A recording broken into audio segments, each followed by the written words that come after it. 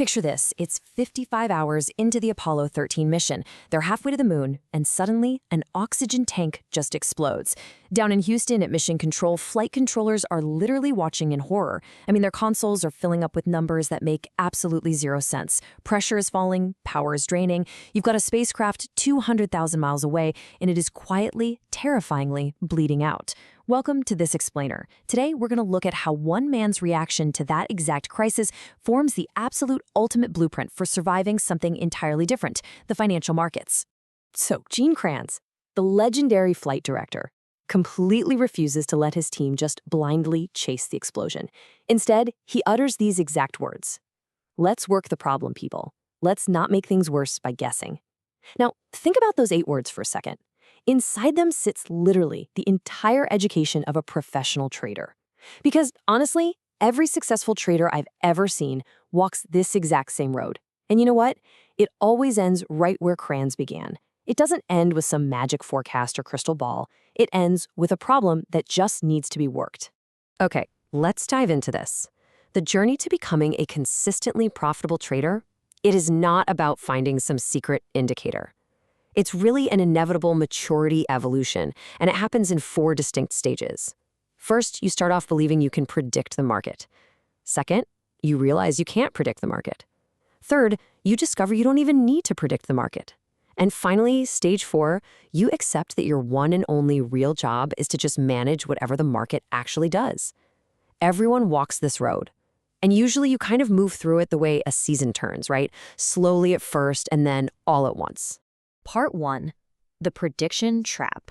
So this trap is where that dangerous illusion of control really takes root. We're talking about stages 1 and 2 of a trader's evolution. Now, stage 1, it feels absolutely wonderful. You buy something, it goes up, and your brain immediately offers you the most flattering explanation possible. You totally saw it coming. In hindsight, the charts look so obvious, don't they? Like a picture book a little kid could read. But here is the trap, and it's a big one. A generous bull market hands out confidence way before it ever hands out skill. The beginner mistakes a rising tide for their own steady hand. They literally confuse good weather with their own sailing ability. They start believing the market is this giant puzzle with a definitive answer, and they genuinely think they've found the edge pieces. But then, well, the market introduces itself properly, and that ushers you right into stage 2, the painful realization that you actually cannot predict the market. Usually, this happens on just one single trade. Your thesis was completely sound. The numbers lined up perfectly. You were, by literally any logical measure, entirely right. And yet, you lost money anyway. So why does that happen? Because the market does not pay you for being right. It pays you for being positioned. That gap right there between having a great thesis and actually getting paid is exactly where careers end. The narrative just breaks. You thought the market could be solved. But when that story shatters, you really only have a choice between 2 things. You either quit and call the whole game rigged, or you evolve. Part 2, playing the probabilities. If you do choose to sit inside that discomfort and actually evolve, you shift your paradigm entirely. You enter stage 3. This is where you stop asking, how do I predict this? And you start asking, okay, what do I actually control? And this brilliantly illustrates the difference. Think about an insurance underwriter for a second. An underwriter cannot tell you which specific house on a given street is going to burn down this year, and they certainly don't waste a Tuesday afternoon trying to guess. Instead, they price the entire street. They know for a fact that the fires they can't foresee will just be paid for by the premiums they collect. The beginner is out there constantly trying to predict a single isolated event, guessing which house is going to catch fire. But the underwriter? They just price the street. The trader who finally reaches stage 3 builds their portfolio in that exact same way. They accept a really hard truth. Any single trade is essentially a coin flip, so they just stop caring so much about the individual trade and start focusing on the entire book. They only care about being right often enough, being large enough when they are right, and being small enough when they're wrong. That way, the raw arithmetic just bends in their favor over 100 decisions. At this stage, let me tell you, position sizing completely outranks your opinion. And a stop loss, it stops being this embarrassing mark of defeat. Instead, it becomes an act of profound respect for the market. Part 3, the stage 4 mind. So this final evolution brings our story right back to Houston and to Gene Kranz. The mature trader has completely stopped trying to outrun the weather. Instead, they're entirely focused on building a boat that just floats in all of it. And there's actually a formal framework for this exact kind of thinking. It comes from a fighter pilot named John Boyd. He flew back in the Korean War, and he described combat as this continuous loop: observe, orient, decide, act, the OODA loop. Boyd figured out that the pilot who moved through this loop the fastest was the one who won the dogfight. But here's the real secret. They didn't win because they were magically forecasting the enemy's next move. No way. They won because they kept meeting the actual unfolding reality with a fresh, updated decision. What we're looking at here is the stage 4 mind, literally drawn out as a diagram. Now, what's really interesting about this slide is where the actual edge lives. It's right there in the second step, orient. Beginners always think the edge is in observing the screen or acting on the trigger, right? But orienting is the act of updating your picture of the world to match what the market tape is actually saying today, not what you decided last night it was going to say. The stage 1 amateur basically just orients to their own forecast. They fall head over heels in love with their thesis, and by the time reality actually hits them, it usually arrives as a margin call. Ouch. But the stage 4 professional, they orient to the crippled ship they actually have right in front of them, and they let last night's opinion die without any ceremony whatsoever.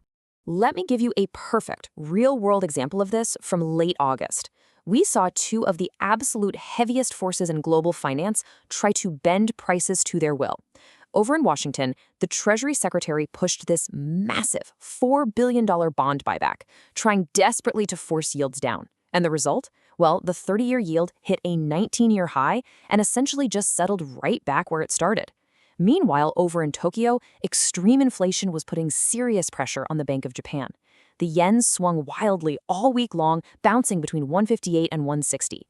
And after all that noise, where did it close? Right near 159. It settled absolutely nothing. You had two massive forces trying to dictate market direction, and the market simply declined to be told what to do. Just look at the contrast in how different traders react to a messy week like that. The stage 1 trader reads the news and frantically reaches for a forecast. They're like, oh man, the buyback failed, so yields just have to break higher. Time to size up. But the stage 4 trader does something completely different. Actually, they refuse the question entirely. They do not ask what happens next. Instead, they ask what they will do in each scenario. If yields break higher, well, here's what I trim. If the long end collapses, here's what I add. They are cold, they are calm, and they are prepared. They've literally written out Monday's decisions before Monday even exists. Part 4. Your action plan.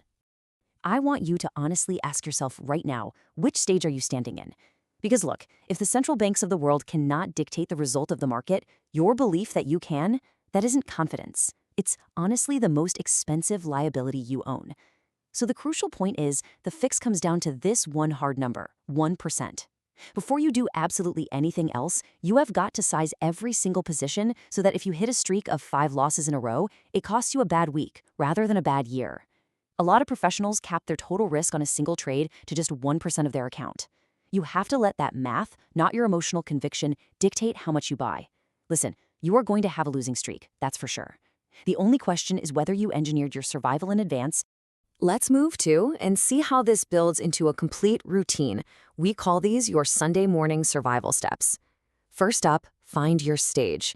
Honestly, if you're up and feeling like an absolute genius right now, just assume you're in stage 1 and the market is currently preparing your tuition bill. Humility bought cheaply is literally the best trade you will ever make. Second, write down your exits before you enter. You really need 2 prices, the price where you're wrong and the price where you're done being right and you take your profit. If you can't name those 2 numbers before hitting buy, you're just guessing, you're not managing. And finally, like we just talked about, size to survive that 5-loss streak. Doing these 3 things completely shifts your mindset from wanting to be right to wanting to be prepared.